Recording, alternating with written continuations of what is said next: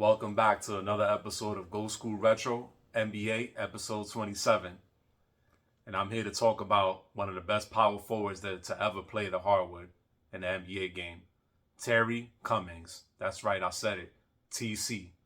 This guy, if you don't know who he is, he was a bucket getter, a bruising rebounder, even once quoted by Rasheed Wallace as being one of the toughest players he's ever faced. Because as when he was a rookie, he welcomed into the league with physicality, pushing him out the way, rebounding, and made things tough for Sheed. So it goes to show you, man, another all-time great, telling you how great another all-time great was, and the vet and the OG, TC, Terry Cummings. Thank you guys for tuning in again. And if you haven't hit that like button, I suggest you do. And subscribe if you haven't already. Thank you for all my faithful viewers and even the new ones, as I'm going to leave you out of here with the wealth of knowledge to let you know how great Terry Cummings was. Terry Cummings was born in Chicago, Illinois. And what a lot of people don't know about Terry Cummings is that he didn't grow a love for the game until he reached high school in a growth spurt. Originally, Terry Cummings wanted to play hockey when he was coming up through his teen years. Coming in at 6'9", weighing 220, playing in Carver High School in Chicago, Illinois, Terry Cummings was known for his physique, his height, his strength, and his uncanny willingness to get on the boards. And also, he was a very great scorer. A lot of people don't know he was a very common 20 and 10 guy who could get you buckets, but he was also a very high clip rebounder as well. He went on to be recruited by the DePaul Demon Deacons, where he would play his 3 years of college ball.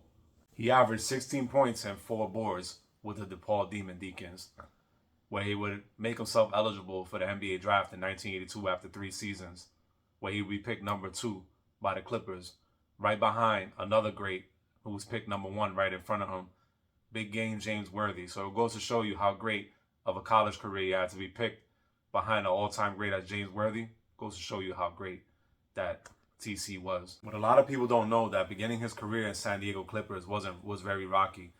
Him and owner Donald Sterling did not get along, as he made the players do their own laundry while they held their camps at the naval base.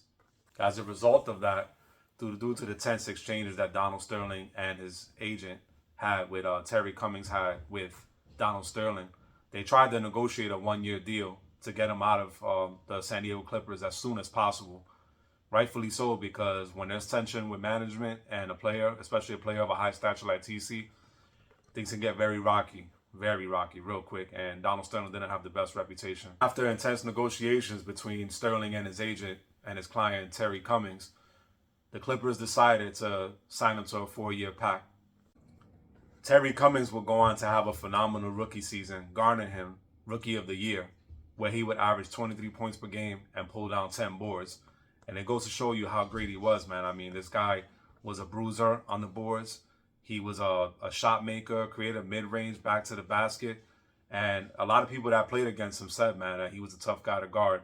And he was just a maestro at getting the rebounds. He knew where the ball would be, where the trajectory will go after shots. And if you watched him in his game, which I watched a ton of Terry Cummings games, he was just a physical guy, and he could get the buckets. He could, for a guy his size, he was very athletic, man, and very strong, very physique. His physique was really big and broad, and it made hell for top power forwards to guard him, because he's regarded as one of the game's most consistent power forwards to ever play the game of basketball. So NBA, Naismith, we got to get that man in the Hall of Fame, man. I think he deserves it. Because to be regarded as that and to not be in the Hall of Fame, it's a shame, man. Because Terry Cummings is one of the most underrated power forwards to ever grace the hardwood. And we need to get that man in the Hall of Fame ASAP. These numbers that he put up his rookie season will be the best that he would put up his whole career. During that 1983 season, Terry Cummings suffered health issues. He would suffer from irregular heartbeats, and he would be sidelined for the rest of the 2 weeks of the season, where the Clippers would lose every game.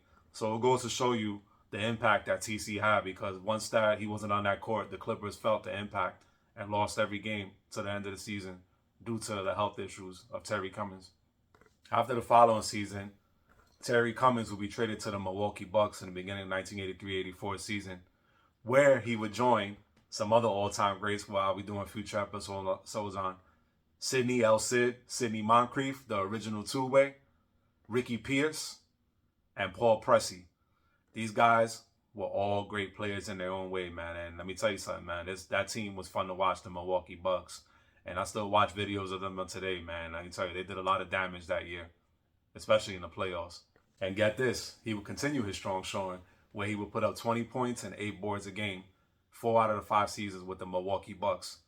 And get this, he would take the Milwaukee Bucks to the playoffs, putting up 29.5 points per game, which is higher than the GOAT, Michael Jordan. And see, a lot of things people don't know about Terry Cummings. This is the reason why he's one of the unsung and one of the most best players that's not talked about, especially at the forward position, because he put up more points than Michael Jordan. Do you hear me? Like, this goes to show you how great this man was, man. Like, get that man in the Hall of Fame, man. Let's stop playing NBA. And get this would be the only postseason that Michael Jordan would not be the leading scorer in the playoffs. So that goes to show you, man, how great Terry Cummings was. And I enjoy talking about him, man, because he's one of my favorites, man. And I love watching his game to this day. And it goes to show you, man, he made an impact on the court as well against an all-time great. Breaking numbers, man, I'm telling you, making history. And they would go on to beat the Bulls 3-1 in that series. But unfortunately, after that hot start, they would face the Philadelphia 76ers. While the Sixers were a lower-seeded team, they were still good, and they managed to sweep the Bucks 4-0. But they wouldn't stop there. That following season, in 1984-85, the Bucks would win the division with El Cid, Sidney Moncrief, and Terry Cummings leading the charge, and they would reach the Eastern Conference Finals. During that postseason, they would go up against the New Jersey Nets, where Cummings continued playing his strong basketball, where he put up 23 points and 11 boards, while maintaining a career high in blocks of 3 blocks in that series. It goes to show you, man, not only did he get it done in the regular season, but he got it done in the playoffs. And that's why TC was a major problem back in the day, which led to a 3-0 sweep of the New Jersey Nets. The Bucks will go on to face a very, very tough team again, the Philadelphia 76ers, led by Dr. J. Julius Erving. But they bested them in that 7-game series. And let me tell you something. Terry Cummings didn't get to play with his co-star, Sidney El Cid Moncrief, because he missed 4 games in that series. And they still were able to pull off that series. It goes to show you, man, the impact that Terry Cummings had. Because you miss a guy like Sidney Moncrief. You guys never watched El Cid, man. This guy was the original two-way who played defense and could get buckets for you, man. Shifty, gritty. And even Michael Jordan said, man, he was one of the most toughest guys to guard or to even score on, man. So that goes to show you, man, the guys that he played with were no joke either. And during that Game 7, when they won 113-112 against the Sixers, a lot of people don't know that Terry Cummings played with a dislocated finger and was still able to get the series win for them and still put up 27 points. That's crazy. That goes to show you, man, this guy was no joke, man. Grit and grind, man. But unfortunately, the Bucks' hot run would end against another great Boston Celtics team in 1987, where they would lose that series. On January 9th, 1987, against the Washington Bullets, he would reach another career feat where he would get his 24 rebounds. I said it, 24 rebounds in one game. And to add to that, 28 points. Buckets and boards, man. That was the name and game of Terry Cummings, TC, man. Just making another feat. One of the many feats that he had throughout his career. And to add to another list of great feats, on January 16, 1987, against the Dallas Mavericks, he would have one of his best career games ever, all time. Knocking down a triple-double, adding 39 points, 15 rebounds, 10 assists, and 6 steals.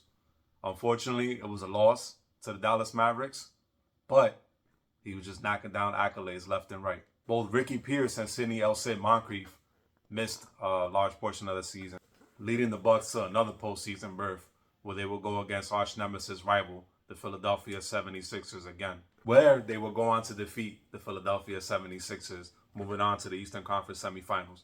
TC will average 21 points and 6 rebounds a game. In Game 4 of that Eastern Conference semifinals, Terry Cummings had a monster of a game of 31 points against the Boston Celtics in that semifinal series.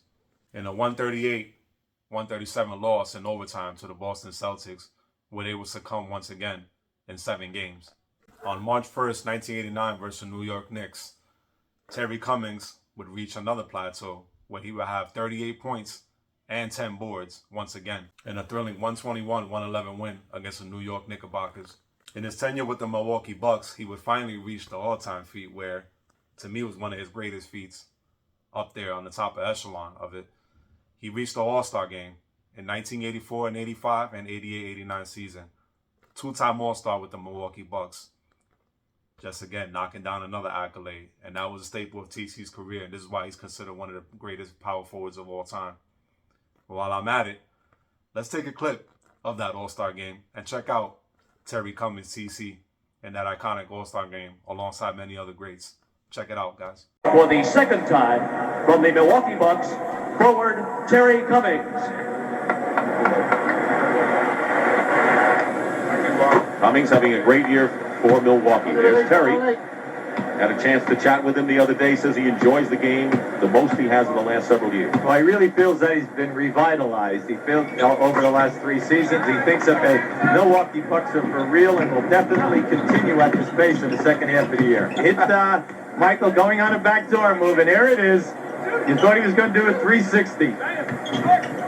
Cummings misses. Stockton the rebound. Runs into a stone wall in Terry Cummings. Back, however. Isaiah, wide open is Larry Nance. The open air ball. Here's Cummings. They're inventing shots out there, Hubie. Looks a little bit like volleyball. Different. 41-29, under a minute to go. First period. The West is led virtually all the way. Drexler comes right back at him. Can't do it, and there's Jordan in open court. He gets them, and West players have scored. English leads them with 10, although he's on the bench right now. Good penetration by Price. Cummings can't get the roll and the rebound by Chambers, and he's hacked to be going well, according to Gary Vitti, the trainer, and he may be back sooner than people expect. The Magic. Man, Magic Johnson. He's going with 2 small guards. You don't think Pat Riley and the Lakers hate playing against that guy? Not to mention other teams, but he presents a huge problem. Never mind the fact that he's 7'4". He's so wide. Cummings with a nice turnaround is in the scoring column. Only Brad Daugherty, and Brad Daugherty really the only player who has not scored for the East. Mark Eaton hasn't scored for the West. Nice steal. Otherwise, everyone's in the column, and they'll call a foul against Clyde Drexler. Yes, in the pregame, comes right back with 2. 117-100, 17-point lead, and another play. Mark Jackson to Cummings, and maybe Lenny Wilkins has the combination he wants. Well, he was looking to have the phenomenal season they've had. He's fronting down here, a little arm wrestling with Drexler. Duckworth, rebound Cummings. Yeah, they get one now for the West All-Stars. Pounding the glass, Moses Malone gets it to Cummings. Mark Jackson to Moses behind him. Out of bounds. And it'll be 4. Here's a steal. This time by Mark Price. 2 of the best in the league at stealing off the dribble. Cummings is fouled going to the hoop. You know, Pat Riley is 2-4 as a coach in the All-Star. Seen James Worthy and Terry Cummings on the free throw line. You know, he touched on Cummings earlier, Dick. You know, in talking to us, he said that, you know, he is revitalized. He feels he has a lot of energy, and he credits that to the development of Larry Krystkowiak, who has really taken off a lot of pressure on him because he can play the big forward some nights and get a little bit of a rest where Krystkowiak will go out and chase these people at 6'10", and the front line is doing a great job. Cummings, the second pick after James Worthy in the 1982 draft, picked by San Diego. 119-108. So we have 2 NBA games for you next week. You'll get a chance to see the Cavaliers, the best team in the East, on Monday, and the Lakers, the best team in the West, on Sunday. Timeout with 6:56 remaining in the 4th period. Just go back door and give that extra effort when you're playing with unselfish guys, because you know the ball will be right there. Winding down to the halfway mark in this 4th period. 6 minutes to go, 123-114. Here's Mark Jackson. Oh, come on. Fouled by John Stockton, and they can cut it now to 7 points, and the East has made one huge comeback here.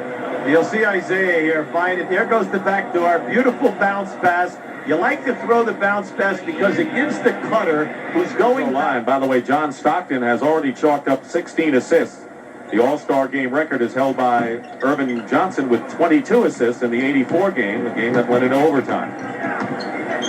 So Malone missed the free throw, made the basket prior to that. It's 132-116. Here's your clear out.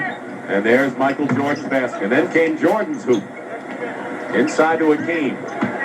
Knocked away by Jordan. The steal by Isaiah Thomas. He's tied up. But Cummings on a 2-on-1 Gets it off the glass. He does that every day, right? Of course. Terry Cummings has 8 points, rebound, and lays it in. 28 for Karl Malone. 136-123, 3:19 to go. Cummings short. Rebound by Ellis. We're getting into that MVP thought range. UB Brown. While a lot of people know Terry Cummings with the Milwaukee Bucks, he'd also have an iconic career with the San Antonio Spurs, to whom he would be traded to in the beginning of that 1989 season, in exchange for Alvin Robertson and Cadillac Anderson and a conditional second-round pick. Terry was sent to the Spurs alongside a second-round pick, which would then turn into Tony Massenburg to the San Antonio Spurs. And while he was traded to the Spurs, he joined iconic teammates David the Admiral Robinson and Mo Cheeks, a.k.a. Maurice Cheeks, 2 all-time greats. And having Terry join that iconic group goes to show you, man, what I'm about to get into and how good the San Antonio Spurs were. And just to show you the impact and the turnaround the Spurs had, in 1989, they had 21 wins. And when TC joined that group, they ended up winning 56 games. Just goes to show you how great of an impact he was on that Spurs team. And in the game versus Charlotte Hornets that year, TC would get his career high, 52 points against the Charlotte Hornets. And it impacted winning, 129-95. So he made his 50-point plus game. And I remember that game. I still watch it to this day, man. This dude was just getting buckets left and right. And he couldn't be stopped, man. It's just a bruising power forward that nobody could contain that night. And I know it's etched in the NBA history and it's etched in TC's mind because that game was so cool to watch, man. I encourage you guys to watch it. TC will go on to play 6 years with the San Antonio Spurs. And through the 89-90 and 90-91 season with the Spurs, Terry Cummings was a habitual 20-8 guy.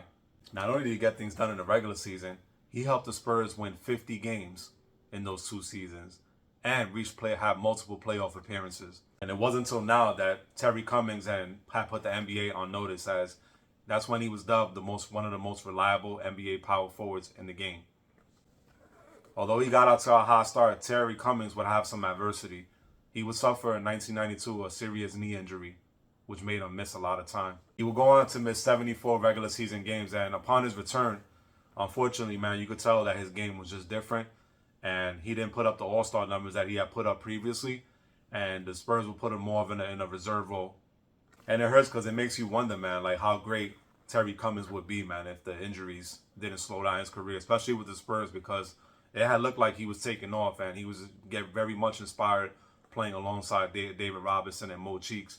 And it just sucks, man, because I think had he not gotten hurt, man, I think the Spurs could have actually made serious damage in the Western Conference and probably even reach an NBA Finals, man, because that team was good.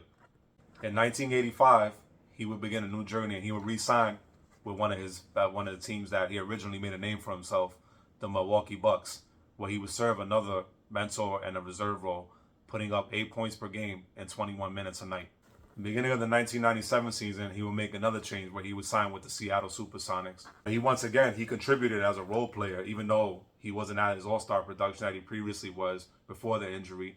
He would help the Seattle Supersonics reach 7 games in the semifinals, where they would go down against the Houston Rockets. September of 1997, following that season, he would sign with the Philadelphia 76ers, where he would average 5.3 points per game in 44 games. Before the trade deadline in 1998, he would be dealt to the New York Knicks in exchange for Herb Williams and Ron Grandison, where he would join my New York Knicks.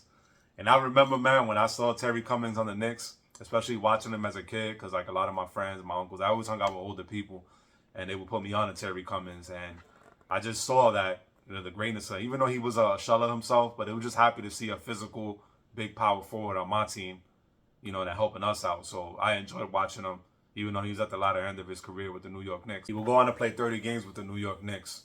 And a lot of people don't know, man, prior to that lockout season in 1999, he was traded. He was a piece, actually, in that Latrell Sprewell deal, who I had the fortune of meeting. I'm going to do a future episode. I actually got a jersey signed by Latrell Sprewell, and I met him, and let me tell you, man, that's going to be one for the ages, man. But he was dealt for a legend. I can't complain about that, because Latrell Sprewell, you all know how his career was with the Knicks. It was iconic, and we're going to get into that in another episode. But he was traded alongside another Knick legend who I love and adore, John Starks, and role player Chris Mills, to the Golden State Warriors in exchange for Latrell. TC will go on to play 2 years with the Golden State Warriors before eventually retiring, ending his iconic career.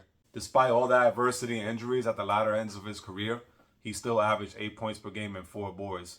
I think what a lot of people forget, man, he was doing this at 38 years old, man. So shout out to him, man, even though it wasn't like something that people showed him a lot of love for, just for him to be that, up there in age and with all the injuries and still hooping. It goes to show you the heart, the grit, the strength of TC, Terry Cummings, the original underrated power forward. Get this, in the all-time scoring points list, he scored 19,460 points. And this is what placed him 57th all-time in regular season points. It goes to show you, man, that he was getting buckets, and that's why he sits up in the record books, because TC was a very, very, very good forward. He would end his career with his career totals at 16 points, 7 boards, 1,183 games, 33,898 minutes, while shooting 48% from the field and 70% from the free throw line. And as you guys know, he was a beast on the boards, and he totaled, when his career was ending, 8,630 rebounds, 3,183 offensive rebounds, 5,447 defensive rebounds. Mr. Boards, that's his name. TC, as everybody knows him. And later on in his career, he's got the nickname Preacher, and I'm going to get into why. And might I add, 1,255 steals. So it goes to show you, man, he was just a man on both sides of the ball, man, and that's the reason why Terry Cummings is so underrated. One thing I forgot to add, man, Terry Cummings actually sang in the national anthem for the Milwaukee Bucks, and I vividly remember watching that clip, man, and it was a standing ovation. That stadium was rocking and loud. They loved TC, man. It was a game against the Pistons, and that was another thing that I loved about him, man. And while I'm at it, check it out, man. Singer of the national anthem, all-star forward Terry Cummings, who was an ordained minister, also has done a lot of gospel singing and has recorded an album. Here he is with the national anthem.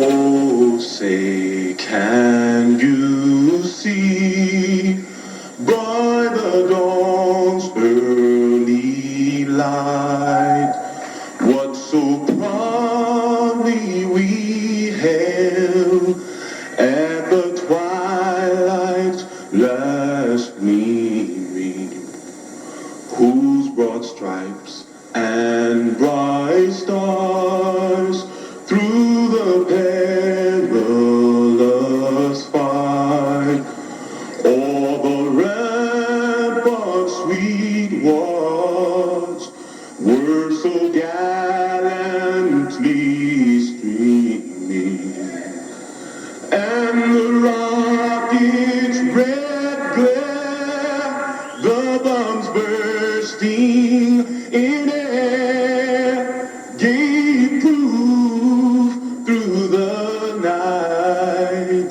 that our flag was still there.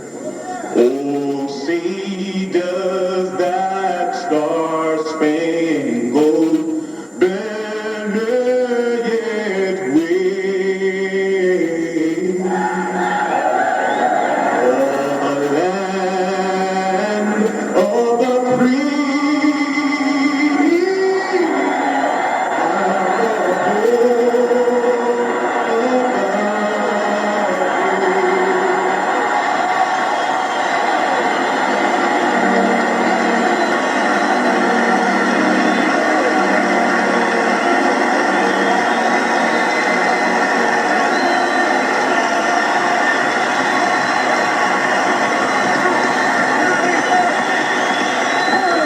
Well, I think that tells you what the fans here in Milwaukee thought of it. It was fine. Also in 1989, man, it was really cool, I thought, that the Spurs had a Christmas song that was released when he was playing with the San Antonio Spurs, man. I thought that was pretty cool, too.